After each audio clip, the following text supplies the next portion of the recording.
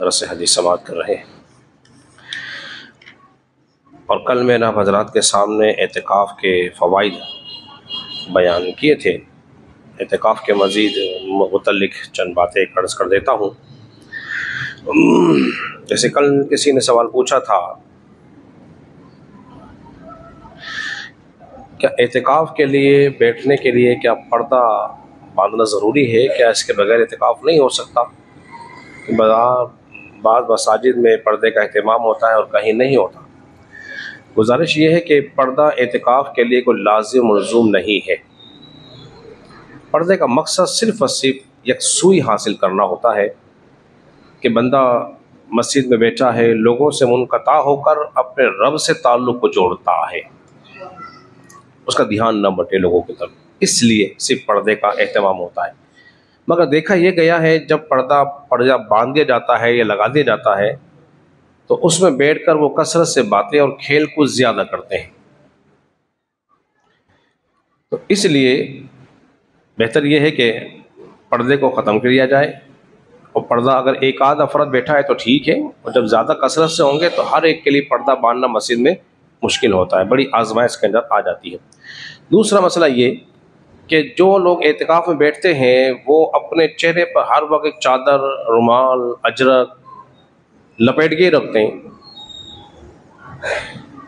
جہاں بھی جا رہے ہیں تو رومال لپیٹے اور منہ کھولتے نہیں، اور بات تو ایسے ہیں کہ جتنا سمجھایا جائے ان کی سمجھ میں آتا ہی نہیں ہے، اور پھر منہ پر رومال لپیٹ کے نماز پڑھتے ہیں چہرہ چھپا کر، چونکہ نماز کے اندر چہرہ چھپانا یہ مکروہ ہے۔ استنجا خانے کے لیے جا رہے ہیں تو وہ چہرے پر رومال لپیٹ کے جانا یہ بھی کوئی ضروری نہیں ہے، کوئی اہتمام نہیں ہے، کوئی لازم نہیں ہے، اس سے کوئی اعتکاف نہیں ٹوٹتا، اس میں کسی بھی قسم کی کراہیت نہیں ہے، اس کی روحانیت پر فرق نہیں پڑتا۔ بعض جاہل قسم کے لوگ کہتے ہیں جو معتکف ہے اس کو چہرہ نہیں دکھانا چاہیے۔ بھائی چہرہ کس کو نہیں دکھانا چاہیے؟ کس کو نہیں دکھانا چاہیے؟ یا کوئی خواتین بیٹھی ہوئی ہیں ہے جی، یا اس مرد کا پردہ ہے کسی کے ساتھ؟ یہ جاہلانہ باتیں ہیں، اس سے کوئی تعلق بولیے نہیں ہے۔ اب اعتکاف میں بیٹھ کے کرنا کیا ہے؟ کل بھی میں نے اشارتاً کچھ اس کے بارے میں آپ کو بتایا تھا۔ اعتکاف میں بیٹھنے سے پہلے کچھ نیتیں ذہن میں رکھنی چاہیے کہ میں نے اعتکاف میں بیٹھ کے کیا کرنا ہے، کس لیے بیٹھ رہا ہوں۔ سب سے پہلی بات تو یہ جو صوفیہ نے لکھا ہے، میں بار بار بتاتا ہوں، 3 کام اعتکاف میں کرنے چاہیے۔ اعتکاف کے علاوہ زندگی میں بھی ہمیں یہ 3 کام اپنانے چاہیے۔ اگر جس شخص نے کامیاب ہونا ہے نا زندگی کے اندر، وہ ان 3 باتوں کو یاد رکھ لے، ہمیشہ کامیاب رہے گا، بڑی بڑی آفتوں مصیبتوں سے بچا رہے گا۔ جانتے ہو پہ کیا ہے وہ؟ فرماتے ہیں سب سے پہلی بات جو ہے وہ ہے کم کھانا ہے۔ کیا ہے؟ ذرا بتا دو ذرا۔ کم کھانا، بولنے پہ پابندی نہیں ہے۔ کیا ہے؟ کم کھانا۔ زیادہ کھانے کے نقصانات ہی ہوتے ہیں۔ آپ دیکھ لیجئے جتنی بیماریاں انسان کے وجود میں پیدا ہوتی ہیں اکثر و بیشتر زیادہ کھانے کی وجہ سے ہوتی ہیں۔ دوسرے نمبر پر ہے کم بولنا۔ کیا ہے؟ کم بولنا، اور ہمیں عام زندگی میں بھی کم ہی بولنا چاہیے، اور مسجد میں تو ویسے بھی، اور اعتکاف میں جو بیٹھا ہوا ہے اس پر تو لازم ہے کہ وہ کم سے کم گفتگو کرے۔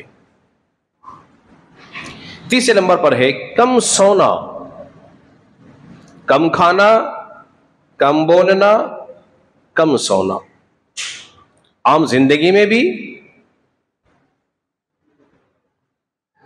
اور اعتکاف میں بھی۔ تو یہ فائدے مند ہوتا ہے۔ جس طرح زیادہ کھانے سے نقصان ہوتا ہے اسی طرح زیادہ بولنے سے بھی نقصان ہوتا ہے۔ زیادہ سونے سے انسان کو غفلت میں مبتلا کر دیتا ہے، وہ نیک اعمال سے محروم رہتا ہے، تسبیحات سے محروم ہوگا، قرآن کی تلاوت سے محروم ہو جائے گا۔ تو لہذا ہمیں ان 3 باتوں پہ عمل کرنا چاہیے۔ خاص کر کے جو معتکف ہیں انہیں چاہیے کہ وہ پہلی صف میں نماز پڑھیں، تکبیر اولا ان کے فوت نہ ہو۔ اکثر یہ ہوتا ہے کہ وہ وضو خانے پر اس وقت جاتے ہیں وضو کرنے کے لیے جب اذان ہو جاتی ہے، لوگ آنے شروع ہو جاتے ہیں، اور پھر وہ ایک دوسرے سے بیٹھ کر باتیں کر رہے ہوتے ہیں، پھر دیگر معاملات چل رہے ہوتے ہیں۔ اس سے احتیاط برتنی چاہیے۔ پھر ایک نیت یہ بھی کریں کہ میں اذان کا جواب بھی دوں گا، اقامت کا جواب بھی دوں گا، اور پانچوں نمازیں جو ہے مسجد کے اندر ادا کروں گا، ساتھ ساتھ نوافل بھی پڑھوں گا۔ فجر کی نماز کے بعد 2 دن تک تو بچے جو ہیں اعتکاف کرنے والے، وہ فجر کے بعد قرآن کی تلاوت کرتے ہیں، کچھ ذکر و اذکار کرتے ہیں، نماز اشراق بھی پڑھ لیتے ہوں گے۔ اس کے بعد جیسے لوگ چلے جاتے ہیں لائٹ بند کر کے، وہ فی الفور سونے کی کوشش کرتے ہیں۔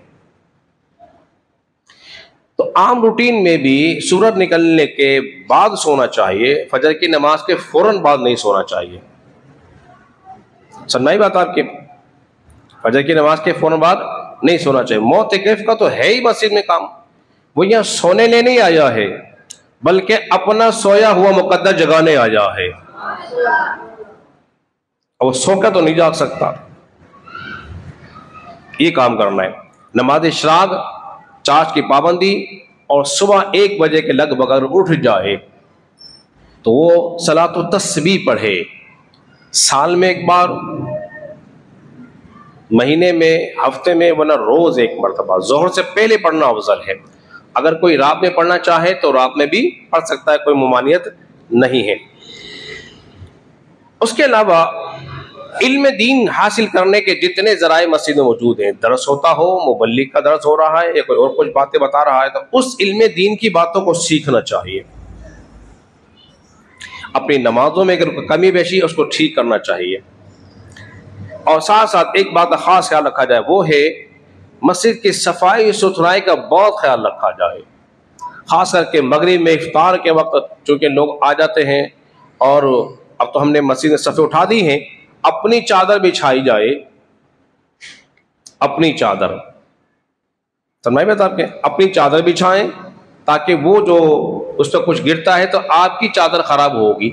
مسجد کی دری کو نہ بچھائیں، یہ بھی جائز نہیں۔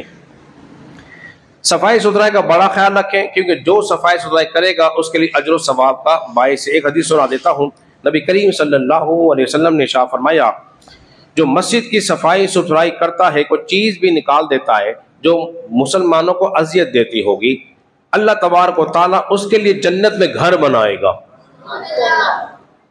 اس کے لیے گھر بنائے گا۔ تو مسجد کی صفائی ستھرائی کا خاص خیال رکھیں، نوافل کا اہتمام کریں، اور استغفار کثرت سے کرتے رہیں، اور سیکھنے کی اور تبدیل ہونے کی کوشش کریں، تو انشاءاللہ اس کے بے شمار فائدے ہوں گے۔ اللہ رب العزت کی بارگاہ میں دعا ہے، خالق کائنات ہم سب کو سمجھنے اور عمل پیرا ہونے کی